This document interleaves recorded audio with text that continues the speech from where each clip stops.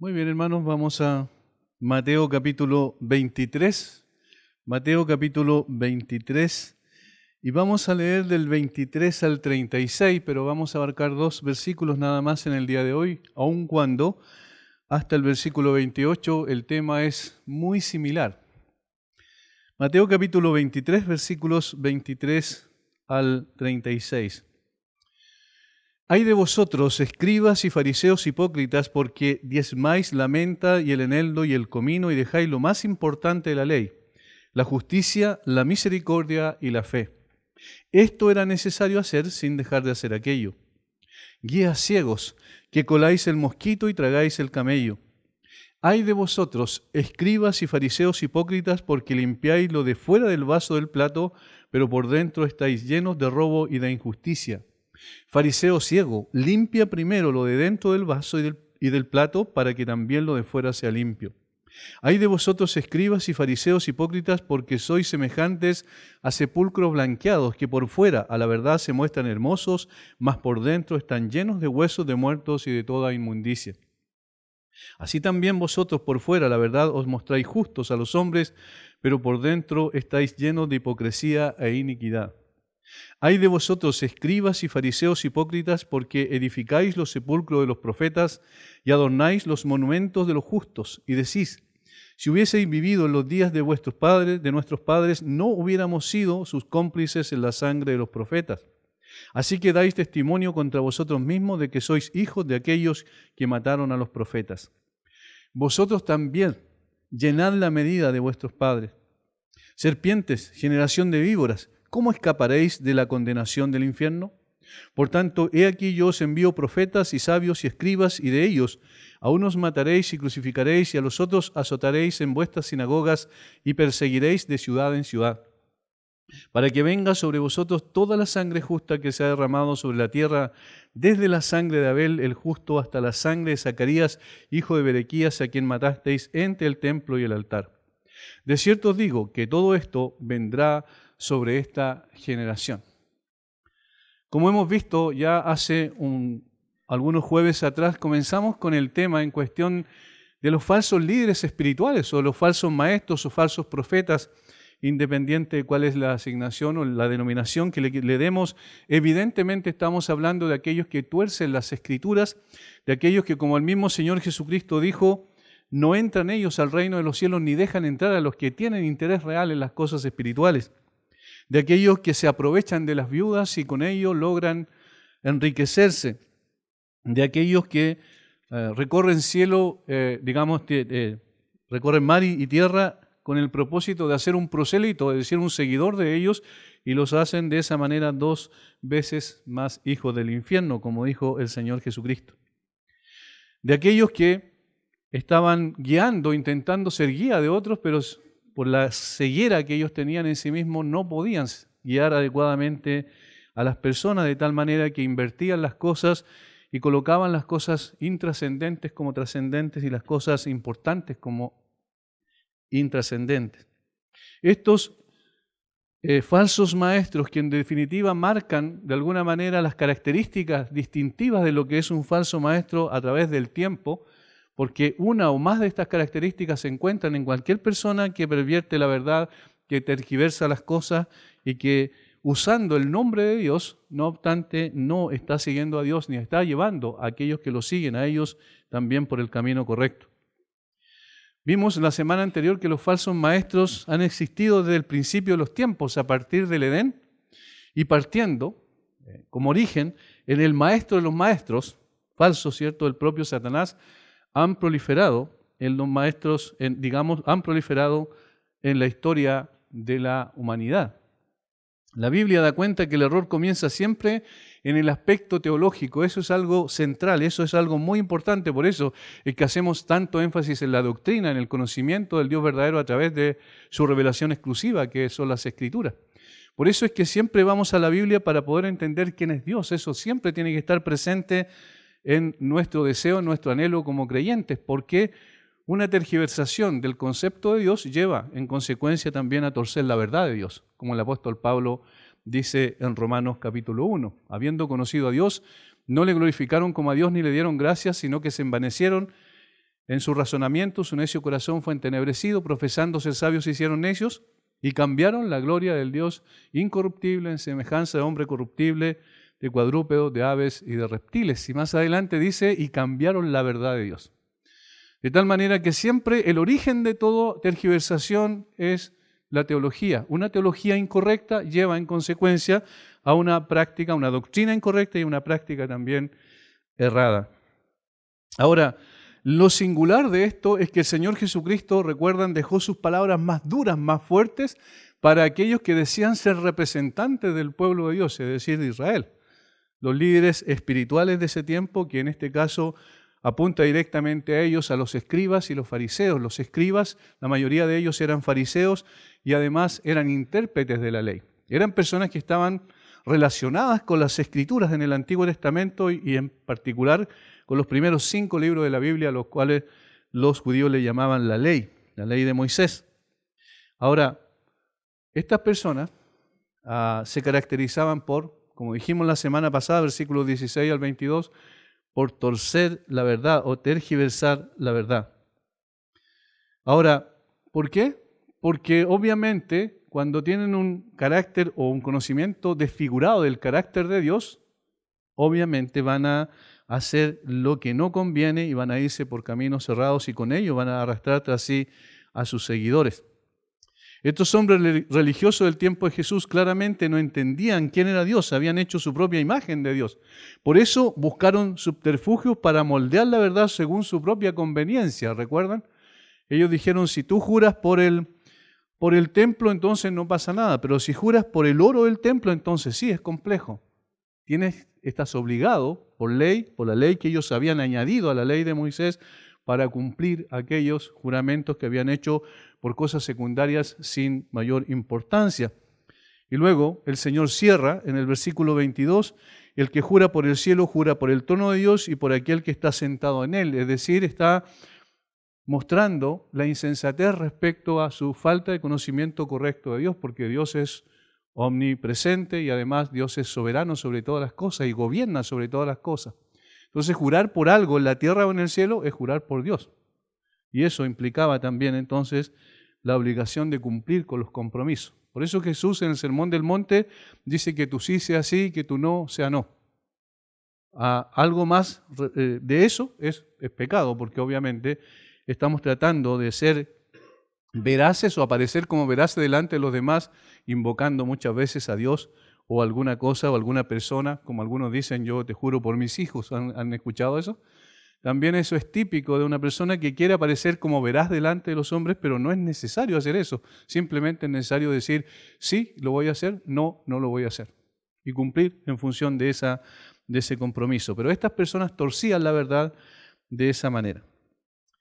Por eso, la corrupción de la verdad es la esencia de la falsa doctrina de los maestros. Ahí está el fundamento doctrinal que ellos tienen, está errado porque corrompen la verdad. Partiendo por la propia palabra de Dios, la ley, en el caso de ellos, la tuercen bajo un manto piadoso. Esta es otra cosa que nosotros podemos apreciar de ellos, bajo un manto piadoso. Porque estas personas no eran paganos empedernidos, ¿verdad? No eran personas que no tenían nada que ver con Dios, sino que hablaban en nombre de Dios, utilizaban la palabra de Dios, pero la torcían. Sin embargo, para torcerla hacían malabares, por decirlo así, eran maestros para hacer eso con el propósito de aparecer delante de los hombres como gente piadosa, digo. Y exigían el cumplimiento a otros también, transformándose así en guías ciegos, insensatos y necios, como dice el Señor Jesucristo en los versículos anteriores. Ciegos porque no pueden entender las cosas que son del Espíritu de Dios, como Pablo va a decir más adelante, porque para ellos eran locura y no las podían entender porque sabían de discernir o comprender espiritualmente. De esta manera conducen a quienes los siguen por el mismo camino que van ellos. ¿Hacia dónde van? Directo al infierno. Esas son palabras del Señor Jesucristo.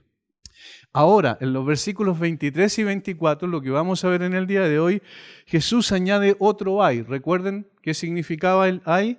Era una declaración de juicio, de condenación absoluta. Una declaración de aquello de que ellos estaban haciendo estaba equivocado, estaba errado y en consecuencia el juicio, la ira de Dios estaba sobre sus vidas. Y el ay de los versículos 23 y 24 es también singular y nos ayuda a profundizar en otra área de lo que son los falsos maestros. Ay de vosotros, escribas y fariseos hipócritas, porque diezmáis la menta y el eneldo y el comino y dejáis lo más importante de la ley, la justicia, la misericordia y la fe. Esto era necesario hacer sin dejar de hacer aquello. Guías ciegos, que coláis el mosquito y tragáis el camello. Otra vez, palabras durísimas del Señor Jesucristo. En este caso, la acusación apunta a la insensatez de ellos al invertir las prioridades. De eso va a hablar ahora el Señor Jesucristo. Los falsos maestros tuercen, invierten las prioridades de tal manera que lo más importante lo colocan como intrascendente, lo dejan de lado, y lo importante lo colocan como trascendente, como algo que tiene que cumplirse sí o sí. Dan más importancia a lo insignificante y dejan de lado lo más importante. Enfatizan cosas secundarias y no necesariamente prescritas por la ley. Esto es muy interesante. Ya hemos visto que ellos hacían eso agregando, añadiendo a la ley con el propósito supuestamente de hacer el cumplimiento más estricto para parecer como más piadosos, pero en realidad añadían a la ley. Estas cosas secundarias no necesariamente estaban prescritas en la ley, aunque tampoco eran contrarias, como el Señor Jesucristo va a decir enseguida. Pero estas cosas las colocaban como lo más importante, no había nada más importante que esto, y dejaban de enfatizar lo que realmente debían enfatizar. Ese es el punto central de lo que el Señor Jesucristo los va a acusar. De paso, aquí quiero hacer una aclaración necesaria sobre este pasaje. ¿Cuál es la aclaración? Es fácil perderse en la interpretación de un pasaje cuando no partimos por el texto y la intención original que tenía el autor al relatar estos hechos que nosotros tenemos aquí. Explico por qué razón. Porque a veces nosotros cuando vamos a la Biblia vamos con un preconcepto y ese preconcepto lo metimos en el texto. De tal manera que nosotros ahora, por ejemplo, si yo hiciera quizás una encuesta aquí mismo, en este mismo momento, probablemente nosotros equivocaríamos, alguno de nosotros al menos equivocaría el tema en cuestión de los versículos 23 y 24. ¿Por qué? Porque lo que allí el Señor Jesucristo está hablando es sobre el diezmo, pero ese no es el tema del texto.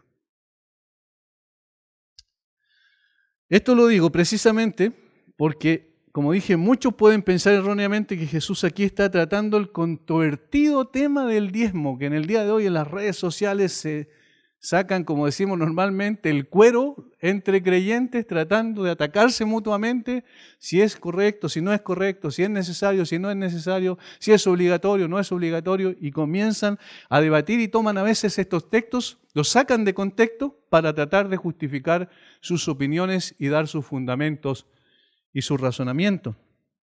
Pero si observamos el contexto, vemos que la intención es absolutamente otra. El Señor Jesucristo no estaba enseñando aquí sobre el diezmo, el Señor Jesucristo estaba enseñando, recuerdan, sobre los falsos maestros, los falsos líderes espirituales de su tiempo.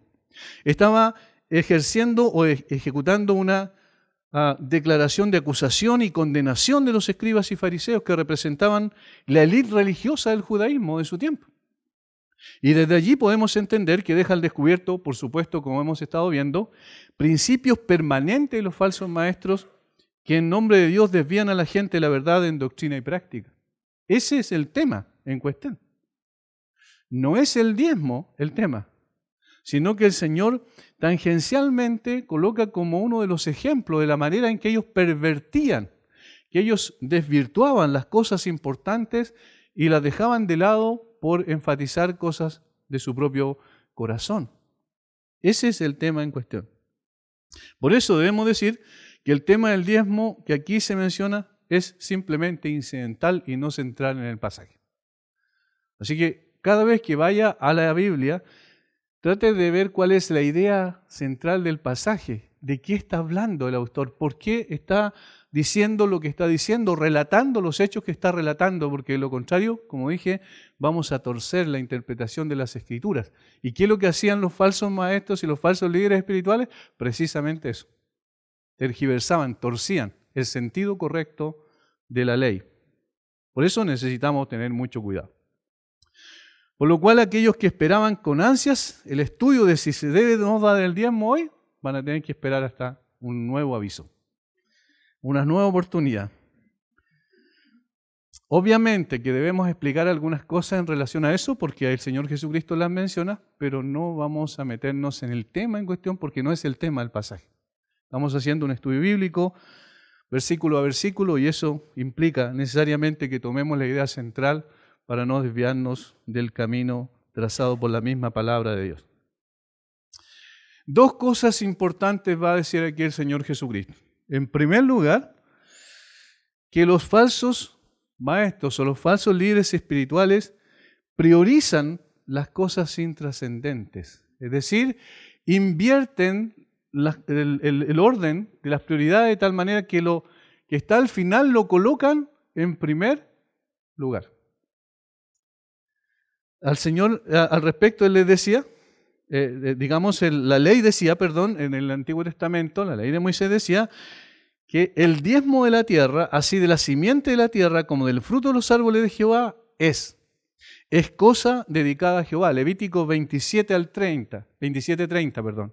Allí está claramente establecido que sí había una orden en la ley de Moisés de dar el diezmo. Indefectiblemente, dice en otra parte en Deuteronomio 14:22, diezmarás todo el producto del grano que rindiere tu campo cada año. Indefectiblemente, es decir, como una obligación perentoria, necesariamente cada israelita tenía que diezmar de todo lo que le producía la tierra. Esencialmente el diezmo en el Antiguo Testamento tenía que ver con eso, no tenía que ver con dinero, tenía que ver con cosas que producía la tierra, y como en una acción de gratitud al Señor, el Señor le decía que diezmaran de las cosechas. Esta era la enseñanza general de la ley, que también establecía que se invertiría el diezmo de las cosechas y los productos de la tierra que debían diezmar los israelitas. ¿Dónde? ¿Cómo se invertirían? Bueno, por ejemplo, proveyendo para los levitas, que eran los que servían al tabernáculo en el desierto, luego en el templo, cuando ya Salomón construyó el templo. Los sacerdotes, ellos necesitaban, obviamente, abastecerse de lo necesario para sus necesidades básicas, importantes, y ellos tenían para eso el diezmo. También John MacArthur dice que para financiar la teocracia en Israel en general, o sea, para el funcionamiento, los gastos administrativos que tenían, por ejemplo, los reyes, la monarquía en Israel, obviamente necesitaban también algo de financiamiento, y para eso diezmaban en conjunto de todo lo que producía la tierra principalmente. Eran varios diezmos que en su conjunto alcanzaban alrededor del 23% de los ingresos de cada uno de los israelitas, alrededor del 23%. ¿Por qué? Porque eran diezmos de una cosa, de otra cosa, y finalmente eso llegaba al 23% aproximadamente, casi un quinto, o poquito más, de un quinto de lo que la gente producía. Las instrucciones para diezmar productos se relacionaban con productos agrícolas tales como cereales, aceite de oliva, vino, frutas y verduras en general. Todo esto estaba contemplado dentro de lo que ellos debían diezmar según la ley. Pero aquí está el punto central. Por eso el Señor Jesucristo especifica lo que ellos exigían. Versículo 23. Ay de vosotros, escribas y fariseos hipócritas, porque diezmáis la menta y el eneldo y el comino. ¿Qué es lo que hicieron los fariseos? Los fariseos, con el propósito de hacer supuestamente más estricto el cumplimiento del precepto del diezmo, ellos lo aplicaron a cosas insignificantes. ¿Qué es lo que es la menta, el eneldo y el comino? Son aromatizantes, y para poder, como en el día de hoy se usan, para poder darle sabor a las comidas. Y era algo que brotaba incluso naturalmente. Algunos lo producían también en macetas que colocaban en las ventanas, es decir, era algo insignificante, sin importancia. La ley no decía que debían diezmar necesariamente de eso, pero ellos quisieron hacer más estricto el cumplimiento y fueron puntillosos en extremo para tratar de poder buscar la forma de que la gente también pudiese ser exigida o pudiese ser obligada a diezmar estas cosas que eran completamente insignificantes. En el caso, estos productos que menciona aquí el Señor Jesucristo no tenían mayor importancia y la ley no establecía, así como en detalle, que eso también se tenía que diezmar. MacArthur dice que eran tan escrupulosos en estas minucias que ni siquiera estaban prescritas explícitamente en la ley, que cuando los escribas y fariseos recogían las hojas de una planta de menta, por ejemplo, o la semilla de las plantas de eneldo y comino, con mucho cuidado contaban las hojas y las semillas, separando para Dios una de cada 10 contadas. Se vanagloriaban en el fariseísmo de participar en tales minucias. Es decir, era tanto el extremo que de una matita de menta sacaban las hojas y cada 10 hojas apartaban una.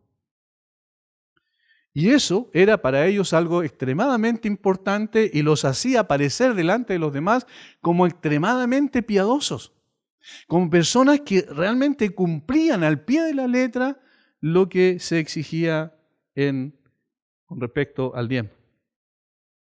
No solo, ahora, y aquí está el problema, no solo lo hacían ellos, sino que lo hacían exigibles a aquellos que lo seguían, colocando sobre ellos, sobre las personas, ¿cierto?, que lo seguían, una carga absurda, sin sentido, que la ley nunca estableció. En consecuencia, el problema de ellos es que hacían importante algo intrascendente. Ahora esto es propio de aquellos que en forma legalista ponen el énfasis en lo que el hombre debe hacer para agradar a Dios en lugar de lo que Cristo hizo para agradar al Padre y por medio de lo cual nos hizo aceptos en el amado. En el día de hoy ocurre esta misma situación. Es interesante que la mayor parte de los legalismos que vemos en el día de hoy tienen esta misma característica. Yo me recuerdo bien que cuando recién el Señor me alcanzó por su gracia, lo que ocurría eran discusiones relacionadas con el tipo de ropa que el creyente tenía que ponerse y no ponerse, lo que debían usar las mujeres y no debían usar las mujeres, lo que sí debían usar los hombres y no debían usar los hombres. Cosas relativas a cuestiones de tipo externas, que no tenían mayor importancia, pero sí se destacaba mucho eso. Y ojo con esto, porque esto es muy importante, porque los falsos maestros siempre están buscando las minucias, dejando de lado lo que realmente importa. El falso maestro pone al hombre en el centro y desplaza a Dios a la periferia en nombre de Dios. Usando el nombre de Dios o el nombre de Cristo, coloca a Cristo fuera, al lado, en la periferia, y coloca al hombre en el centro. Porque, ¿cuál es el énfasis? Lo que tú hagas, eso es lo que te hace acepto delante de Dios. O sea, las obras, la capacidad de la persona para poder agradar a Dios, cuando en realidad el Evangelio es todo lo contrario. Es lo que Dios hizo en Cristo para poder agradar al Padre y salvarnos a nosotros. El falso maestro destaca la obra del hombre y no la obra de Dios en el hombre. El falso maestro exige que sus seguidores, crean que ellos son los protagonistas principales y no Dios. Ese es el famoso evangelio, digamos, donde el hombre es central. Eso es lo que escuchamos por mucho tiempo, donde era más importante agradar a las personas que agradar a Dios. Y entonces inclusive hasta el mensaje se comprometió de tal manera que teníamos un evangelio no completo, un evangelio incompleto, porque estábamos pensando más en que la gente no se sintiera por lo que estábamos diciendo y en mantenerlos en la iglesia que decirles la verdad. Y eso nunca va a ser correcto, porque nosotros estamos entregando un mensaje, como dice Pablo, de parte de Dios y delante de Dios. Y como le dice a Timoteo, que predique, y te encargo delante de Dios y del Señor Jesucristo de juzgar a los vivos y a los muertos, que prediquen la palabra. Es decir, lo que Dios dice es lo que hay que decir, y no lo que a mí se me ocurre decir para poder agradar a la gente. Y a través de eso lo que se hacía era decirle, mira, tú, una vez que tú ya, ahora que eres creyente, ahora tú tienes que hacer esto, colocando el énfasis sobre el accionar de la persona en lugar de descansar en la obra suficiente y consumada del Señor Jesucristo. Esto producía, ¿qué cosa? Cargas insoportables en la vida de la gente. La gente decía, tengo que hacer esto, tengo que hacer esto. Incluso los devocionales diarios personales, que cada uno debe hacer como un ejercicio espiritual necesario, se colocaba el énfasis que teníamos que hacerlo, porque si no lo hacíamos estábamos faltando gravemente delante de Dios, cuando en realidad lo que realmente se debe enfatizar es el hecho de que el creyente genuino que ama a Dios y conoce a Dios y sigue al Señor y conoce su palabra, va a querer estar con el Señor todos los días. Es decir, es una reacción natural de una persona que ha sido perdonada por la gracia del Señor. El énfasis debe estar en lo que Dios hizo y no en lo que nosotros podemos hacer. Por eso es que somos proclives a este tipo de conducta los seres humanos. Las discusiones teológicas se dan a veces por cosas sin importancia, sin ninguna importancia. No es tan distinto lo que pasa en el día de hoy. Las discusiones buscan dirimir si es necesario, por ejemplo, dar el diezmo o no dar el diezmo, y entre aquellos que dan si se trata de dar la renta líquida o bruta. Y así sucesivamente se sigue extendiendo una discusión sin ninguna trascendencia. Como diría el chavo en la escuela, pónganle 0 por bruto.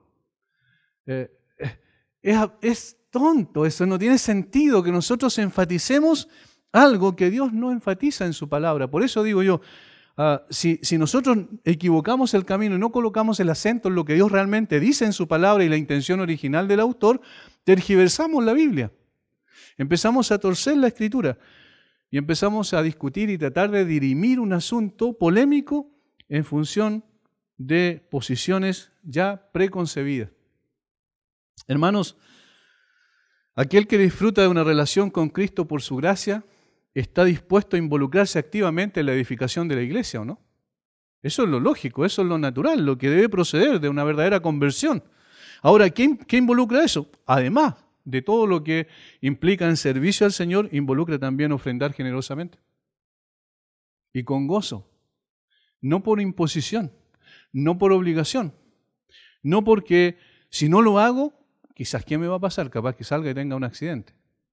Eso es superstición, no es fe. La fe es una confianza absoluta en Dios y en lo que Él hizo en el Señor Jesucristo y que estamos absolutamente seguros en Él. Y sobre Él podemos edificar una vida de servicio al Señor, donde no solo entregamos nuestra vida, sino también lo que tenemos, ¿cierto? Lo que Dios nos ha concedido en su gracia. Cuando entendemos así las cosas, no es el cumplimiento de un pesado yugo que está sobre nosotros, sino que es una satisfacción enorme poder contribuir también en la obra de Dios de esa manera. No pongamos entonces el acento en la minucia dejando de lado lo más importante. Recordemos que nuestra mirada siempre debe estar puesta, ¿dónde? En la cruz. En la cruz, y que el propósito de nuestra salvación es ser conformado a la imagen de aquel que murió en la cruz. Eso es lo importante. Las otras cosas son absolutamente intrascendentes. Esta gente, estos falsos maestros, enfatizaban cosas que no tenían mayor importancia. Por eso el Señor Jesucristo les dice hipócritas, porque en realidad tenían una doble cara, un doble rostro. Ellos estaban apareciendo como piadosos delante de la gente, pero delante de Dios, Dios conoce lo que está en lo profundo del corazón. Delante de Dios no podemos jugar a ser buenos creyentes. Delante de Dios no podemos jugar a lo piadoso. Por eso yo digo siempre hay que tener cuidado con los discursos piadosos. Cuando públicamente alguien hace un discurso piadoso y todas las palabras parecen ser extraordinarias, cuando alguien hace una oración piadosa donde parece que está enseñando teología a los demás, hay que tener cuidado. ¿Por qué? Porque el Señor conoce realmente el corazón. Y por eso las oraciones públicas, yo digo este como un consejo nada más, pero las oraciones públicas en lo ideal deben ser cortas. Las oraciones privadas deben ser largas. Porque allí está Dios y nosotros nada. Y allí no tenemos que impresionar a nadie. Porque Dios conoce nuestro corazón. No pongamos el acento en las cosas externas, porque eso va a granjearnos quizás una buena reputación delante de las personas, pero no necesariamente delante de Dios. Dios sabe quiénes somos. ¿Y qué es lo que realmente importa? Fíjense, 3 cosas dice aquí el Señor. No significa que eso es lo único, sino que toma un ejemplo nada más. y dejáis lo más importante de la ley. Dice, la justicia, la misericordia y la fe. Y noten que estas tres cosas no tienen que ver con tratar de aparecer delante de los demás como piadosos. Estas son cosas del carácter. Son características de la persona en sí, del verdadero creyente. Un verdadero creyente es el que manifiesta esto, justicia, misericordia y fe. La última frase se puede traducir, o la última palabra se puede traducir como fidelidad, más que como fe. Lo que los fariseos y escribas olvidaron al cambiar el orden de las prioridades les llevó a olvidar lo más importante. Olvidaron que el diezmo era exigido para, miren qué interesante, ¿para qué? Para satisfacer las necesidades de otros dentro de Israel. Es decir, el diezmo en el fondo servía, lo que se recaudaba para el diezmo servía para la satisfacción de las necesidades de otras personas, y eso es justicia. Además, expresaba en las personas que lo daban, debía ser la expresión física, visible, de lo intangible, de lo que está en el carácter de la persona, de ser misericordioso. ¿Qué es lo que hace una persona misericordiosa?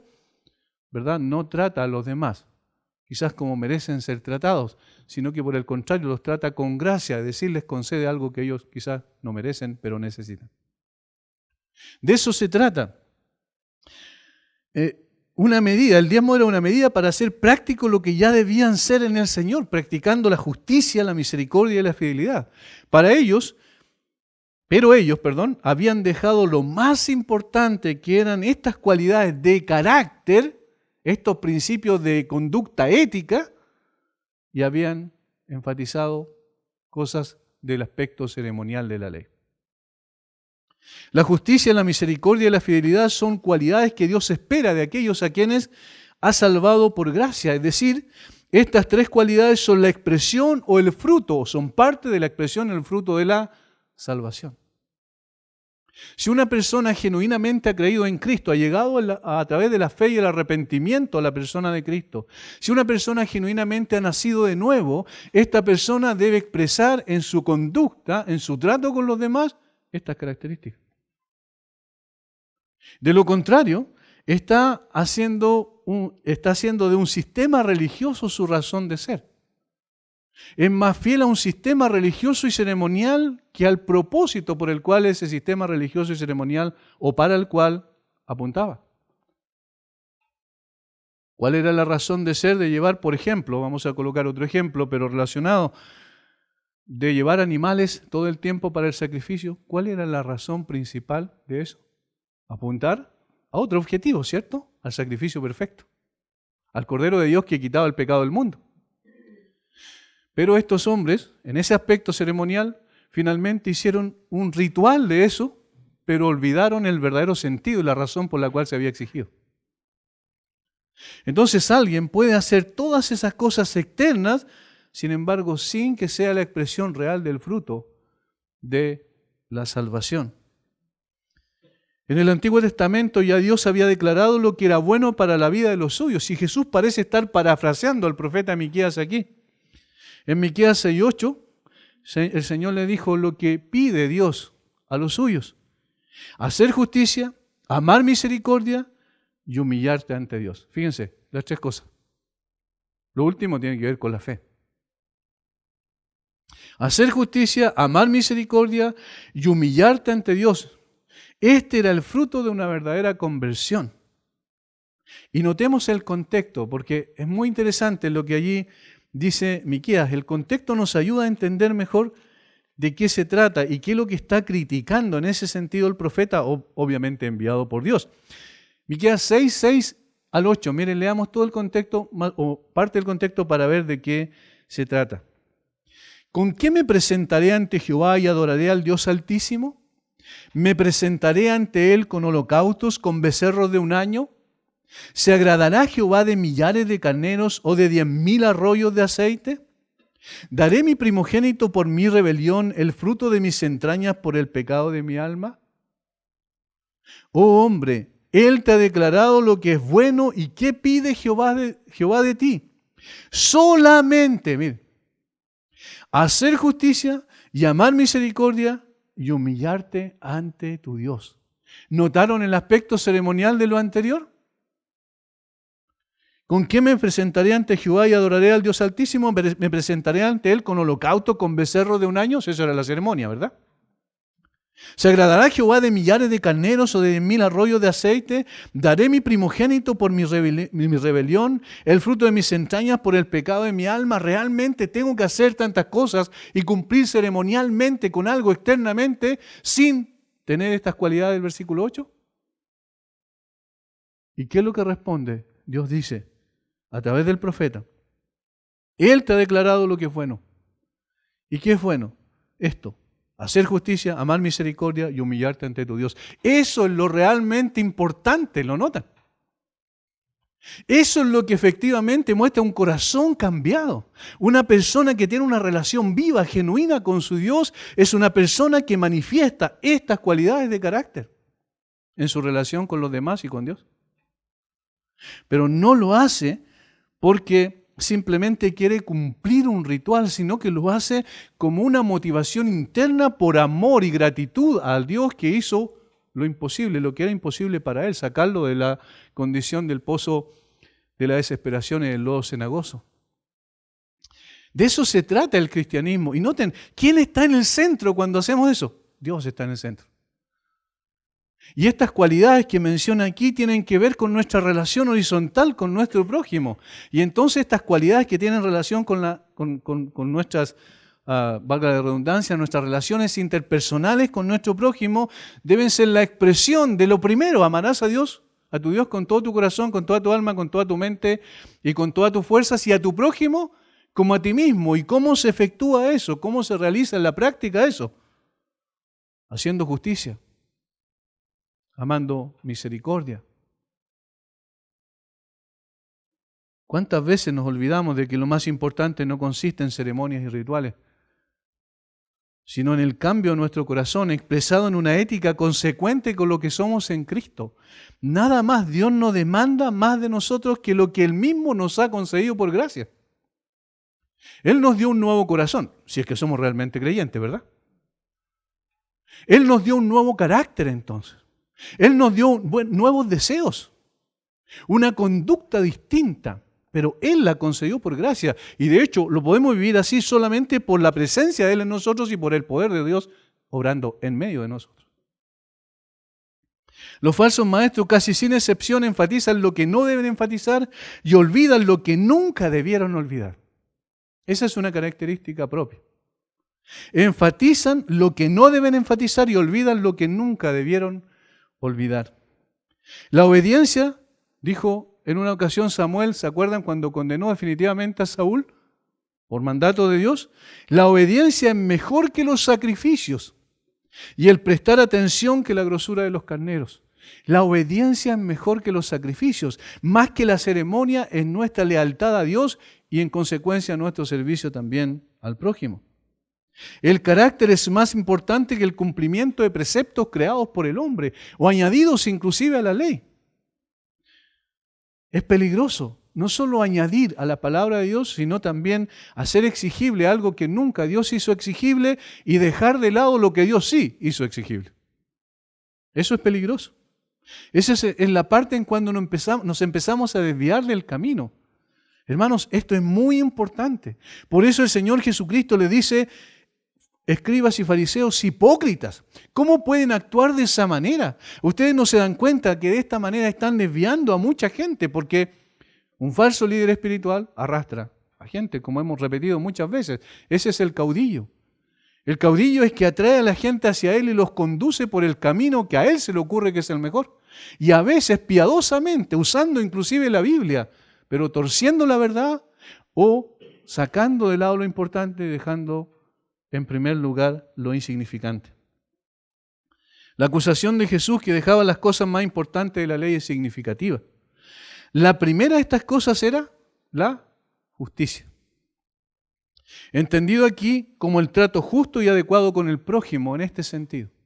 Pero noten de dónde procede esto. Por eso todo vuelve a la teología. ¿Cómo una persona puede actuar justamente con su prójimo? ¿De qué manera? ¿Qué es lo que tiene que pasar? ¿La justicia entre nosotros es algo natural? ¿Es algo con lo cual nacemos? No, necesitamos entonces que alguien nos justifique primero. Necesitamos ser justificados. Y por eso es que el Señor dice en las bienaventuranzas, bienaventurados los que tienen hambre y sed de justicia. Esos que tienen hambre y sed de justicia son los mismos, los pobres de espíritu, ¿verdad? De los cuales es el reino de los cielos. Esos que tienen hambre y sed de justicia, dijo el Señor, serán saciados. Pero ¿cómo nosotros tenemos hambre y sed de justicia si naturalmente nadie desea a Dios, nadie busca a Dios? Lo que dice Pablo en Romanos 3:10 en adelante. Bueno, por la obra de Dios en nosotros. Cuando Dios obra en nosotros y nos da un nuevo corazón, también coloca un sentido de justicia en nuestro corazón. Y de esa manera, entonces, las expresiones prácticas, nuestra ética, nuestra conducta, es consistente con aquello. Pero aquellos que aparentan ser creyentes, aquellos que aparentan ser líderes espirituales, pero en realidad son falsos porque tuercen, tergiversan la Escritura y también dan vuelta el orden de las prioridades en las cosas espirituales, no han sido justificados. Y si no han sido justificados, entonces nunca muestran un carácter de justicia hacia los demás. Porque los fariseos y escribas, por ejemplo, oprimían a la gente y cometían injusticias en su trato con su prójimo. Recuerden que Jesús había denunciado a estos falsos maestros porque se aprovechaban de las viudas para enriquecerse a sí mismos. ¿Eso cómo se llama? Injusticia. Injusticia. Recuerden que la ira de Dios se revela desde el cielo contra toda injusticia. Impiedad e injusticia de los hombres que detienen con injusticia la verdad. Por tanto, la acusación de que habían olvidado lo más importante de la ley, en primer lugar la justicia, era apropiada para estos hombres inescrupulosos. Hermanos, una persona que dice ser creyente y en sus negocios hace trampa, es un mentiroso, se está engañando a sí mismo. ¿Por qué razón? Porque obviamente una persona genuinamente salvada tiene la justicia en su corazón como algo que Dios puso allí y entonces su actitud, su forma de proceder va a tratar de ser justo con los demás, aunque en el proceso pueda perder. Se trata de algo práctico. No es mera teología. La justicia es la expresión de, recuerden quién es el único justo, perfectamente justo, es Jesucristo.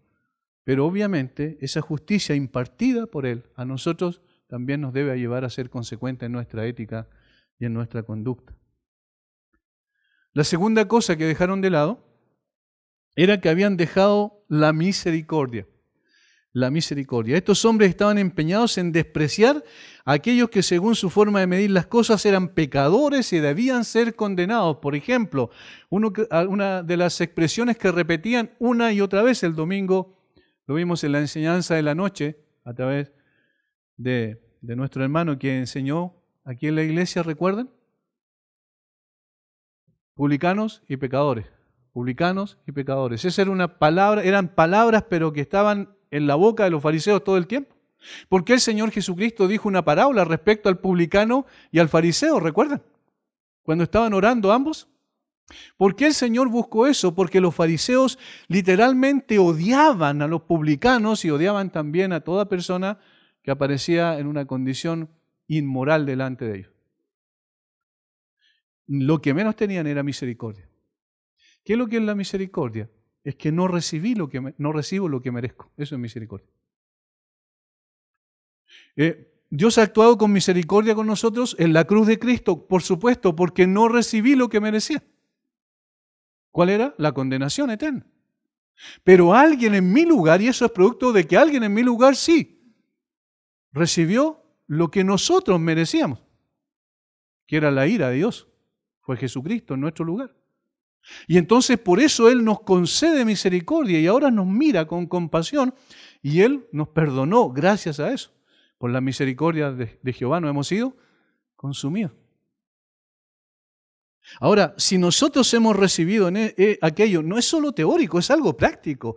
Hermanos, los ángeles no tienen idea de esto. Ellos lo pueden conocer teóricamente mucho mejor que nosotros, pero en términos vivenciales no lo conocen. ¿Por qué no? Porque ellos no necesitan aquello que sí nosotros necesitamos. Los ángeles santos me refiero. Ellos no han pecado, nosotros sí. Y por eso sabemos lo que es la misericordia. Un niño, para hacerlo más gráfico y más práctico, un niño cuando hace algo indebido y sabe que es indebido, y en lugar de recibir un castigo de su padre, el padre no le da lo que merece, que es el castigo. El niño sabe por experiencia propia qué es lo que es la misericordia. No es teórico, no es simplemente una enseñanza intelectual, es algo vivencial.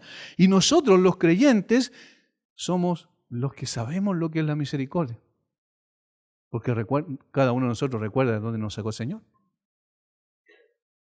En consecuencia, ahora estamos en condiciones también de ver a los demás y tratarlos con misericordia. Ahora, ojo con esto, la misericordia no hace vista gorda al pecado. Si fuera así, Cristo no hubiese muerto en la cruz. No sé si entienden lo que acabo de decir. La misericordia no es hacer vista gorda al pecado y pasar por alto el pecado, ¿no? En la cruz, Cristo murió en nuestro lugar y Él pagó lo que nosotros debíamos pagar, de tal manera que la misericordia costó el precio de la sangre del Hijo de Dios, para que nosotros pudiésemos ser vistos en una condición de favor de parte de Dios. Pero los fariseos y los escribas miraban a las personas, a los publicanos, a las rameras, ¿cierto? Y decían, estas personas no tienen vuelta. Y esto era así, ¿por qué? Porque ellos pensaban que las personas debían ser justificadas por sus propios méritos. Y estas personas a las cuales se referían no tenían ningún mérito, porque los publicanos eran estafadores de su propio pueblo. Y las rameras, obviamente, tenían una conducta inmoral. Entonces, ninguno de ellos, ni de las demás personas que estaban fuera del círculo fariseos, tenían la capacidad, entre comillas, de poder ser justificados por sus obras meritorias, porque no las tenían. Ellos no podían alcanzar el estándar moral que exigían los fariseos en base a su propia medida. Por tanto, eran insensibles a quienes necesitaban ser amados por su condición. Esta falta de misericordia quedó de manifiesta las muchas veces, recuerden que Jesús, o las varias veces, que Jesús sanó en un día de reposo. ¿Recuerdan que hemos visto eso ya?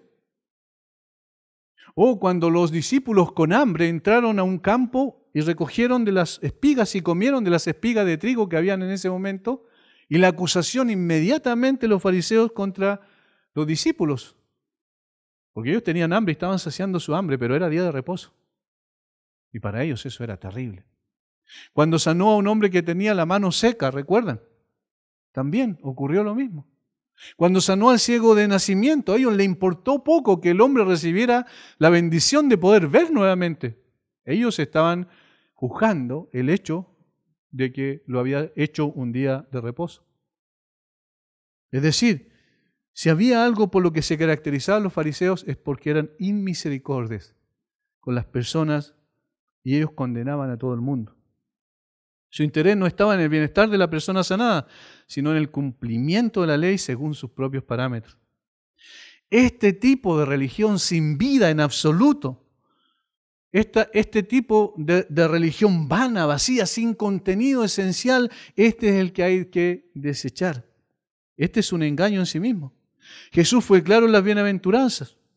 Como dije anteriormente, bienaventurados también, dijo los misericordiosos, porque ellos alcanzarán misericordia. Se espera de aquellos que hemos sido receptores de la misericordia de Dios que reaccionamos consecuentemente con los que merecen, o con los que no merecen, sino que deben ser tratados también con una actitud misericordiosa. Mostrar misericordia es parecerse a Dios. Cuando más un creyente se parece a Dios es cuando es misericordioso. La tercera acusación es que dejaron la fe. Para el caso, una mejor traducción, como dije, sería fidelidad, puesto que no habla de la fe salvadora, sino de la conformidad a la voluntad de Dios. Según un teólogo de apellido Linsky, Fe, en este sentido, debe entenderse aquí no en la forma activa de confiar en una persona, sino en el sentido positivo de ser uno mismo confiable. De ahí, fidelidad. Esta cualidad de someterse a Dios, humillarte ante tu Dios, es también ver a las demás personas a través de los ojos de Dios. Es decir, miramos a las personas como Dios las ve y no como nosotros queremos ver. Estas tres cualidades son producto de una relación correcta con Dios, por eso los falsos maestros adolecen de ellas.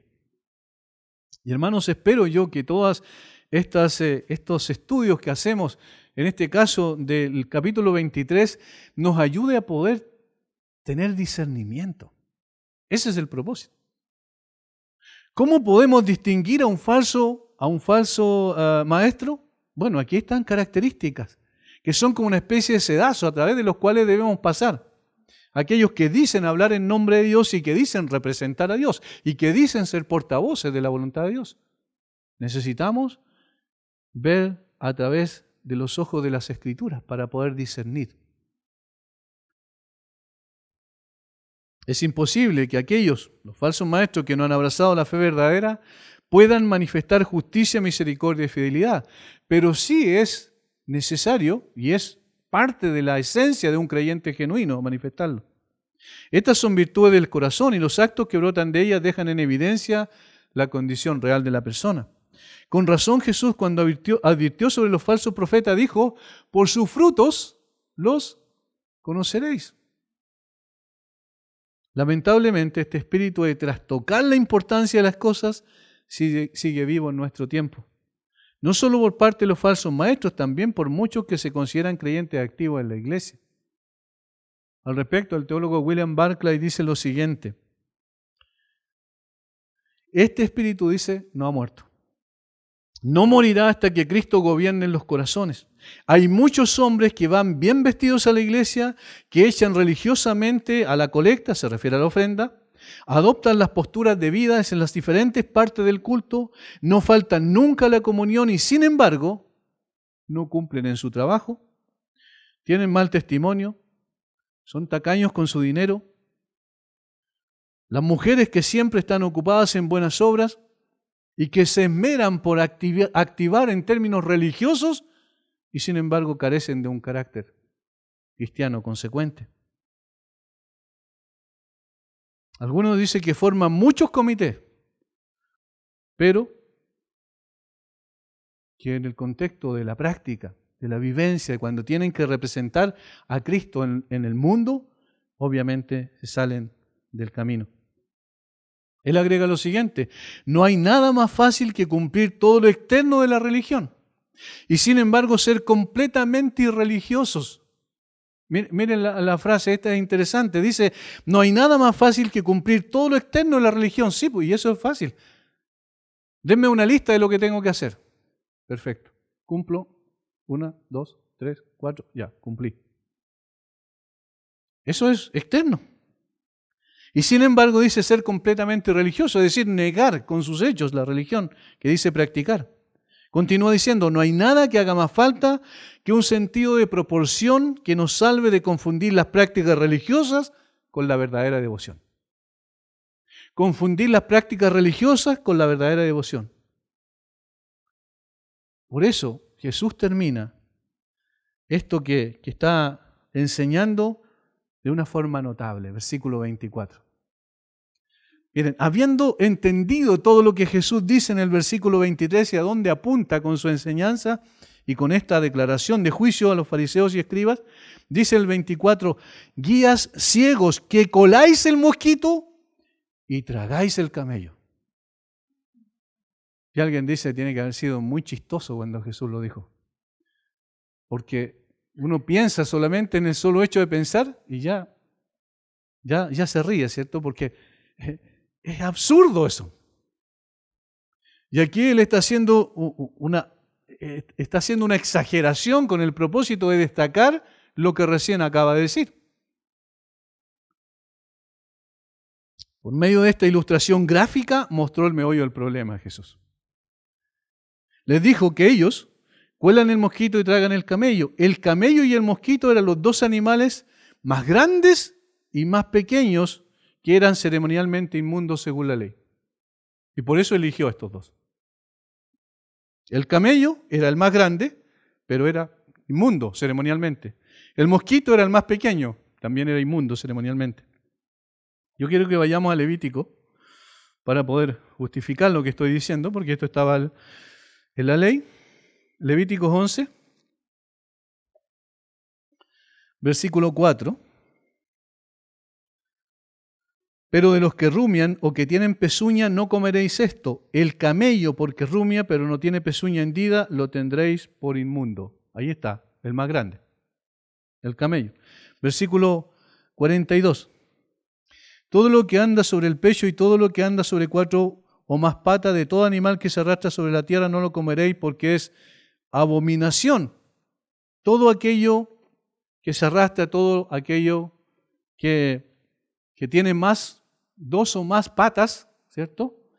Ahí está incluyendo a todos los animales, pero también incluye, obviamente, a lo más insignificante, lo más pequeño en este caso, que era un mosquito.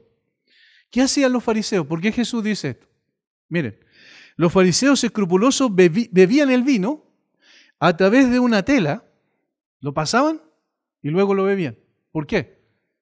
Porque no querían, ni siquiera que un mosquito muy pequeño cayera al vino y ellos por accidente se lo tomaran y quedaran inmundos ceremonialmente.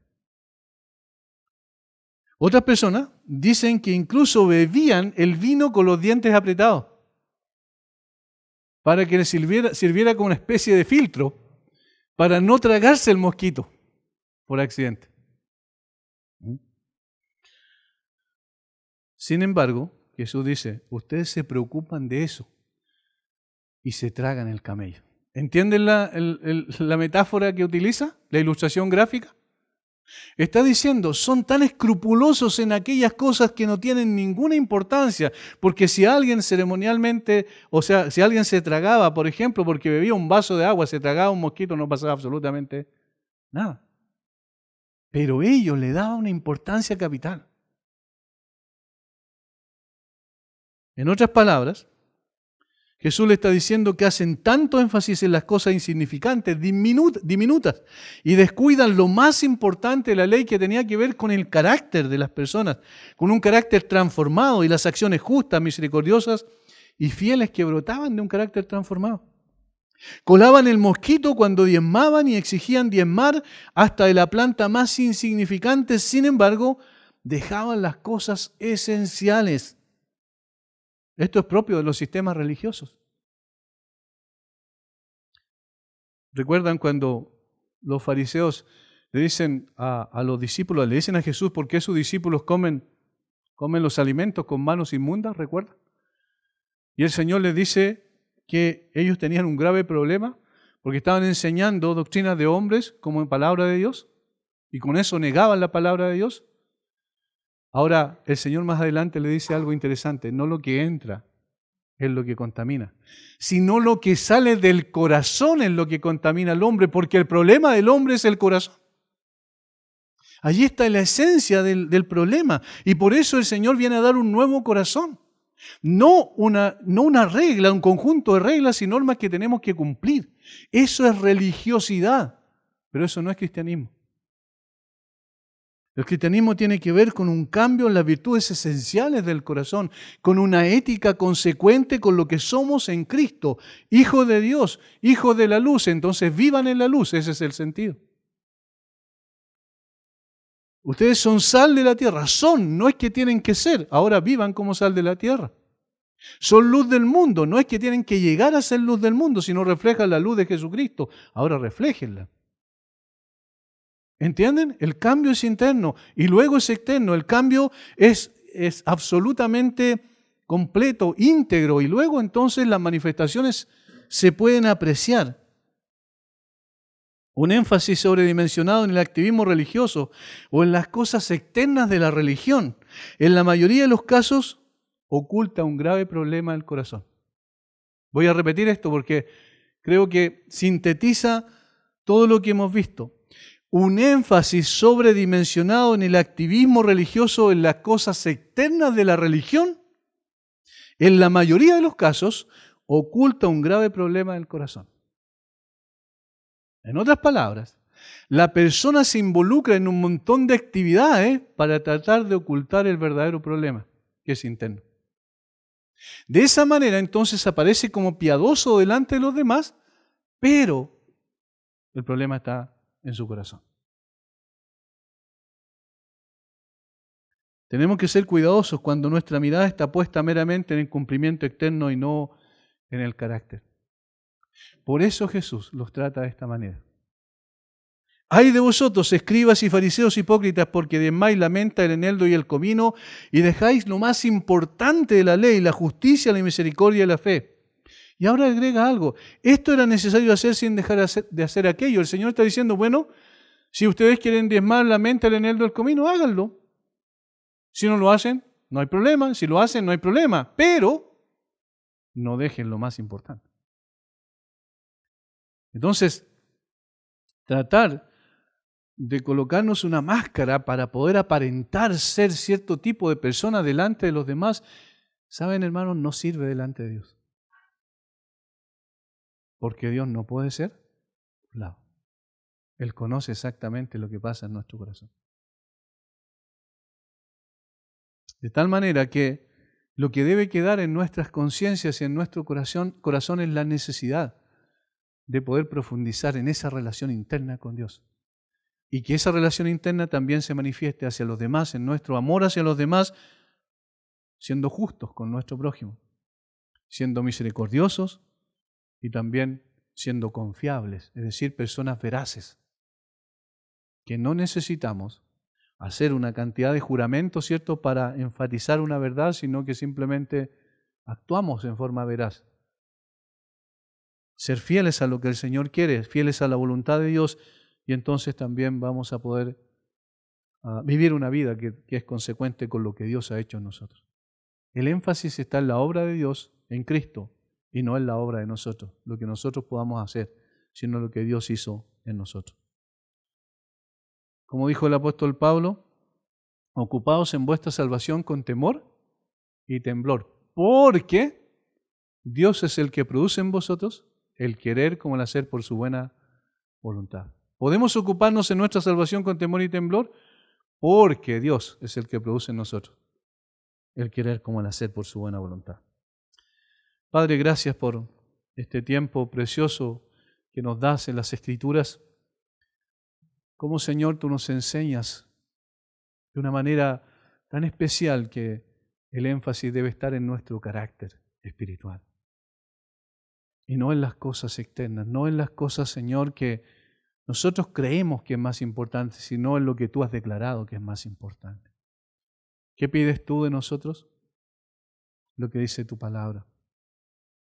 Hacer justicia, amar misericordia y humillarnos delante de ti. Gracias, Señor. Bendice a cada uno de los hermanos presentes en esta hora. Lo rogamos en el nombre de Jesús. Amén.